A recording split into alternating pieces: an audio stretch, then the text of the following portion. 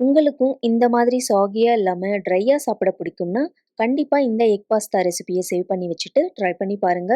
டேஸ்ட்டோ அல்டிமேட்டா இருக்கும். எப்படி பண்றதுன்னு பார்க்கலாமா? கொதிக்கிற தண்ணீல 200 கிராம் பாஸ்தா சேர்த்துட்டு, உப்பு போட்டு 15 நிமிஷம் குக் பண்ணுங்க. நல்லா வெந்ததும் தண்ணீல இருந்து வடிச்சு எடுத்துக்கோங்க. இதுல கொஞ்சம் ஆயில் போட்டு மிக்ஸ் பண்ணி தனியா வச்சுடுங்க.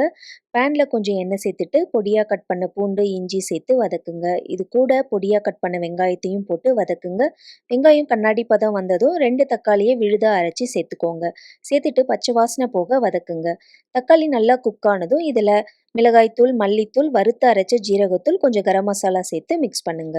மிக்ஸ் பண்ணிட்டு இதில் 3 முட்டையை சேர்த்துக்கோங்க. தேவையான அளவு உப்பு போட்டு கலந்து கொடுங்க. இதில் கொஞ்சம் கேரட், குடமிளகாய், முட்டைகோஸை சேர்த்து ஒரு 5 நிமிஷம் வேக விடுங்க. வெஜிடபிள்ஸ் கொஞ்சம் கிரன்ச்சியாக இருந்தால் தான் நல்லாயிருக்கும். ஸோ ஓவர் குக் பண்ண வேண்டாம்.